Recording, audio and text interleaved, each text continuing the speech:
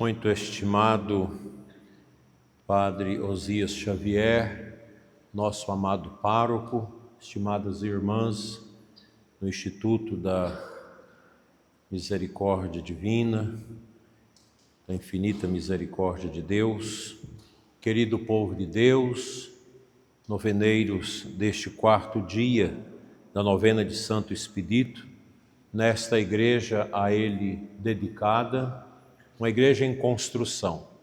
Cada vez que o bispo vem aqui, já tem algo novo, de muito bom gosto e de muita beleza. Nossa igreja vai ficar muito bonita e será realmente um lugar em que a comunidade vai se sentir muito bem para adorar o Senhor. Com alegria, celebramos esta Santa Missa no quarto dia da nossa novena a Santo Expedito, nosso padroeiro e intercessor.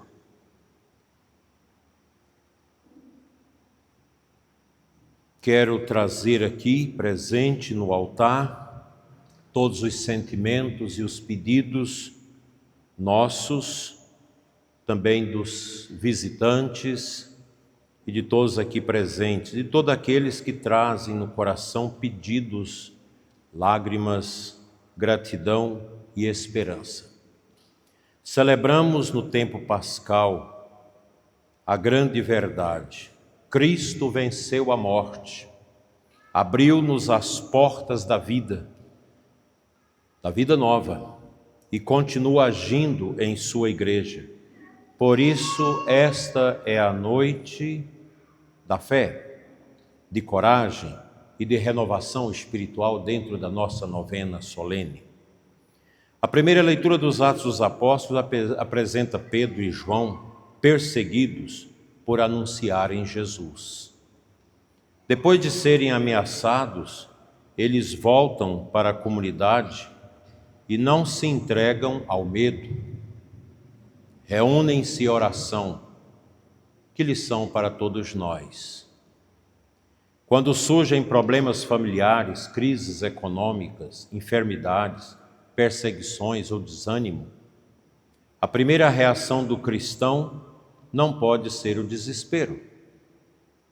A primeira reação deve ser dobrar os joelhos diante de Jesus e elevar o coração a Deus.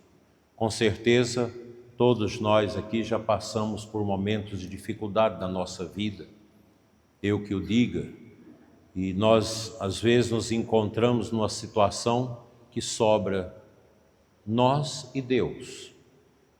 Mas isso é bonito, isso é pedagógico, os sofrimentos também nos ajudam a crescer por dentro. E o que a comunidade pede diante dessas circunstâncias? Não pede privilégios, não pede conforto, não pede facilidade, pede coragem.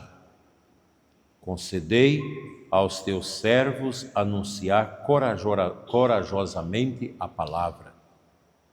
Muitas vezes nós queremos que Deus elimina imediatamente toda a cruz que vem para nós.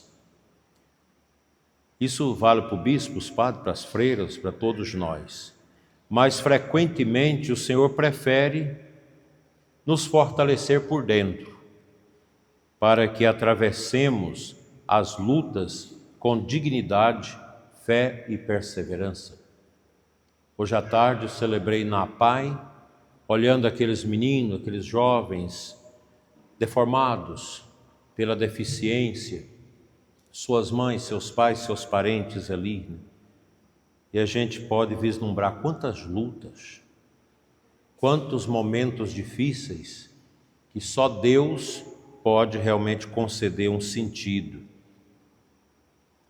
O texto sagrado afirma que ao terminarem a oração, tremeu o lugar onde estavam reunidos e todos ficaram cheios do Espírito Santo. Eis a força da oração verdadeira. Quem reza de coração não permanece o mesmo. Talvez o problema exterior continue, mas o interior da pessoa muda. Onde havia medo, nasce firmeza. Onde havia confusão, surge a luz. Onde havia tristeza, floresce a esperança. Porque a oração traz a resposta de Deus ao nosso coração. Todas as vezes que a gente vem aqui adorar o Santíssimo, prostrar-nos diante de Jesus Eucarístico, que é o centro desta igreja, nós somos fortalecidos por dentro. Talvez o grande problema exterior continua, mesmo quando a gente reza, mas com certeza Deus dá o discernimento para a gente dar um sentido à dor, à tribulação que passamos. No Evangelho, Jesus encontra um homem interessante, Nicodemos, príncipe dos judeus, um homem da estirpe de Israel, um homem importante. Ele vai procurar Jesus de noite. A noite de Nicodemos significa também as noites da alma. Noites de dúvidas, noites de cansaço, noite de perguntas sem respostas, noites de sofrimento escondido. Quantas pessoas estão aqui, hoje na novena, carregando uma noite interior, carregando um sofrimento, uma depressão, um medo, uma incerteza, uma angústia que vai dominando a gente.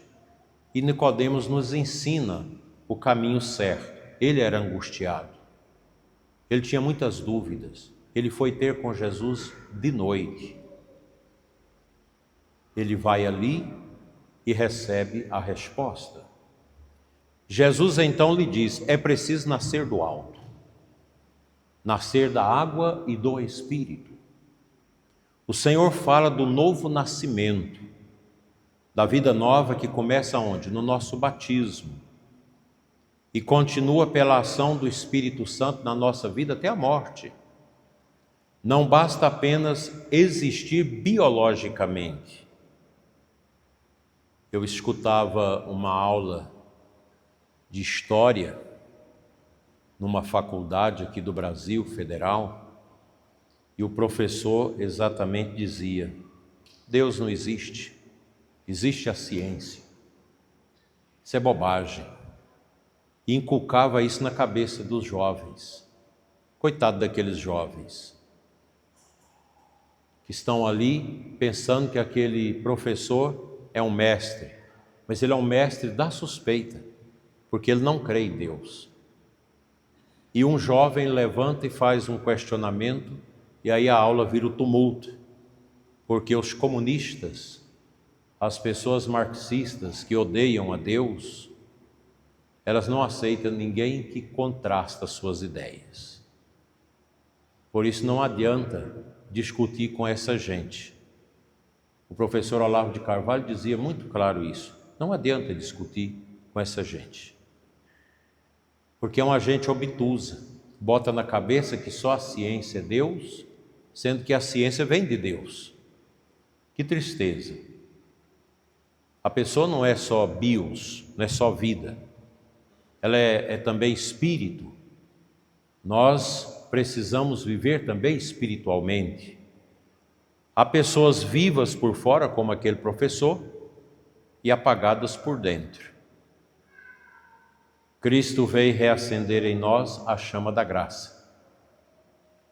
Não tem nada nesse mundo capaz de dar mais sentido à nossa vida do que Ele, que está nesse ícone tão bonito que o Padre Osias organizou para nós, Nossa Senhora e João ao lado da cruz. Aí está o sentido. Só Ele, só a dor de Cristo, só o sacrifício de Cristo é capaz de alimentar a esperança dentro de nós. Porque o sacrifício dele é a graça, que traz ao nosso coração a cura, a libertação. Todos nós precisamos renascer continuamente, renascer na oração, renascer na paciência, renascer no perdão, renascer na pureza de coração, renascer no amor à igreja, renascer na coragem de testemunhar a fé em tempos difíceis que nós estamos vivendo.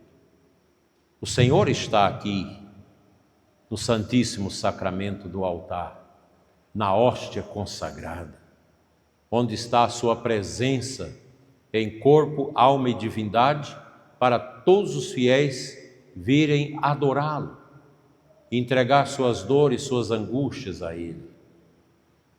A Páscoa não é apenas uma memória litúrgica, é uma força atual que pode transformar a nossa vida hoje, agora, não amanhã, hoje. E aqui entra de modo luminoso o testemunho de Santo Expedito. A tradição cristã o venera como soldado romano e mártir dos primeiros séculos, provavelmente no século IV. Ao escolher a fé em Cristo, decidiu-se sem demora. Por isso tornou-se conhecido como santo das causas urgentes, das decisões necessárias e das respostas prontas à graça de Deus. Nas imagens tradicionais, Santo Expedito aparece vestido como soldado, como está na nossa imagem paroquial, segurando a cruz com a palavra hodie, hoje, e pisando sob o corvo negro que grita, cras, amanhã. É uma catequese belíssima sobre esse aspecto da imagem. O bem deve ser feito hoje. A conversão deve começar hoje. O perdão deve ser dado hoje. A confissão não deve ser adiada. A mudança de vida não deve ser jogada para depois. Quantas graças se perdem porque a pessoa vive dizendo: amanhã eu mudo, amanhã eu volto à missa, amanhã eu abandono esse pecado, esse vício, amanhã eu procuro ajuda, amanhã eu rezo, amanhã eu perdoo. E o amanhã nunca chega. Santo Expedito proclama para todos nós, hoje, non cras, hoje, não amanhã, hoje. Por isso o povo ama tanto Santo Expedito, recorre a ele nas causas urgentes, nas decisões difíceis, no sustento da casa, nas lutas familiares, nas portas fechadas, nos processos demorados, nos sofrimentos inesperados, e ele continua apontando para Cristo, porque nenhum santo substituiu Jesus. Os santos nos conduzem a Jesus. Nesta comunidade dedicada a Santo Expedito, contemplamos também um belo testemunho de perseverança. A Igreja Matriz está em construção, em processo de crescimento, exigindo sacrifício, paciência e colaboração de todos. E nós já estamos alegres por esta igreja na condição que ela já se encontra. E neste ano é a primeira novena de Santo Expedito aqui dentro. E nós já estamos fazendo como grande ação de graças por esta bênção de termos já chegado até aqui na nossa construção. Isso revela a fé deste povo, juntamente com um padre zeloso, dedicado, amoroso à igreja, ao bispo, à diocese, à liturgia, à verdade. Edificar uma igreja de pedras custa trabalho. Edificar uma igreja viva, feita de almas, custa ainda mais amor, unidade e fidelidade. Parabéns ao nosso pároco e a toda esta comunidade por tudo que vocês têm feito. Quando eu cheguei aqui na diocese há 6 anos, parecia um sonho esta igreja.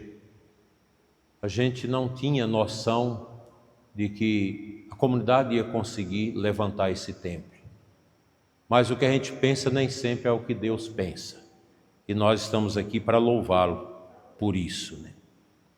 Cada oferta, cada ajuda, cada gesto silencioso, dízimo, oferta, cada tijolo colocado, cada contribuição generosa, cada oração feita por esta obra é uma página escrita diante de Deus. O templo material será concluído no tempo oportuno, mas o importante é que junto com as paredes cresçam também a comunidade santa, unida, fraterna e missionária, sob a vigilância do seu bom pastor, o Padre Osias. A palavra de Deus hoje também nos chama a olhar para o mundo atual. Vivemos tempos de tensões políticas e sociais, nos quais muitas vezes líderes recorrem a palavras agressivas e atitudes de confronto.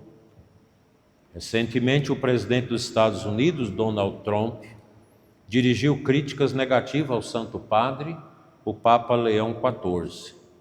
É preciso dizer com serenidade, tal postura revela um autoritarismo desnecessário e não contribui para a paz entre os povos.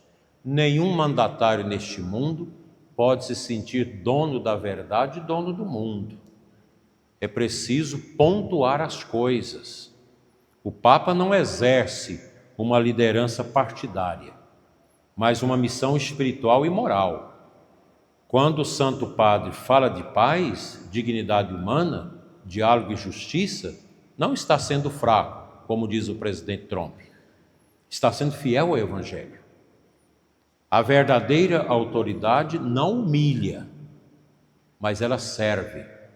A verdadeira liderança não agride, constrói pontes. A Igreja de Cristo sempre será voz em favor da reconciliação.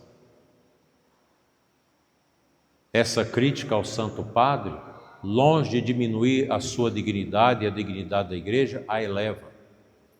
É pena que um mandatário, inclusive patrício do Papa, tenha tido esse desplante de atacar o Santo Padre, imagem da paz e da comunhão neste mundo, sendo o referido presidente membro de uma igreja da Reforma Protestante, uma igreja cristã. Eu espero que ele retraia das suas palavras e faça uma retratação do que disse. Também nós, em nossas casas, comunidades, precisamos rejeitar a lógica da agressividade. Quantas famílias sofrem porque todos querem vencer discussões e ninguém quer salvar o amor? Quantas amizades se perdem por orgulho? Quantos ambientes se tornam pesados por palavras duras? Quem nasceu do Espírito torna-se instrumento de paz. Santo Expedito nos ensina a prontidão. Nicodemos nos ensina a buscar a Jesus. Os apóstolos nos ensinam a rezar com coragem.